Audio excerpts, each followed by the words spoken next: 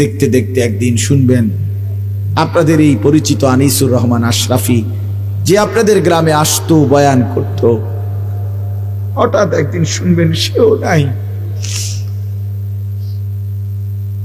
সেও হারিয়ে গেছে অন্ধকার। এটাই বাস্তবতা, এটাই চির সত্য। এতটা চির বাস্তবতায় আমরা ভুলে যাই কেমনে। ভাই, যুবক ভাই, নামাজ না পড়ে কেমনে থাকো? মুসলমানের বাচ্চা তুমি, তুমি হিন্দুর সন্তান না, তুমি ইহুদির বাচ্চা না, তুমি খ্রিস্টানের বাচ্চা। কেমনে নামাজ না পড়ে, কি দেখতে দেখতে, কি করতে করতে জীবনটা, দিনটা, রাতটা শেষ করে দিলাম।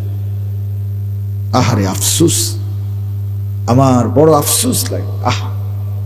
একটা সুস্থ সবল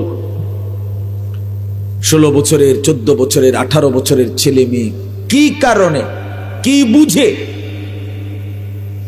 একটা সেজদা দেয় না, এক ওয়াক্ত নামাজ পড়ে না? আরে বোকারে, তুই কেমনে এত বোকা হইল? কি কারণ থাকতে পারে? কি অতিরিক্তটা তুমি পেয়ে গেলা?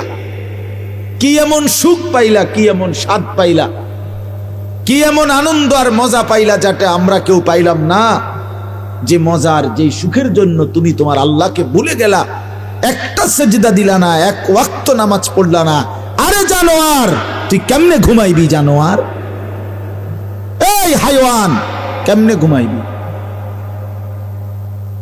আরে নাফরমান, কেমনে ঘুমাইবি?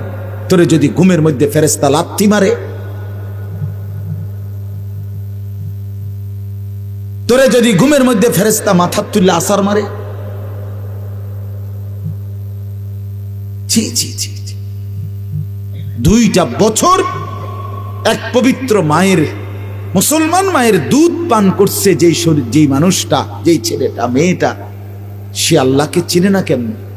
মায়ের পবিত্র দুধ তো আল্লাহরই দেওয়া, মায়ের বুকের স্তনের দুধ তো আল্লাহর দেওয়া। সন্তান প্রসবের 1 মিনিট আগেও যেই বুকে দুধ ছিল না, আবার দুধ ছাড়ানোর নির্ধারিত সময় পরে আবার যেখানে থাকে না, শুধুই কেবল এর চাইতে জ্বলন্ত নমুনা আর কি হইতে পারে? কথা বলেন না কেন? যে এটা যে আল্লাহ দিছে, এর চাইতে জ্বলন্ত নমুনা আর কিছু হইতে পারে?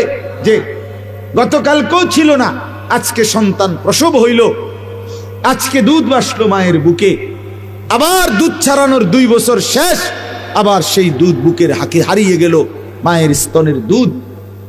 তাহলে এটা যে সরাসরি ভিন্ন কেউ দিচ্ছে, এটা কি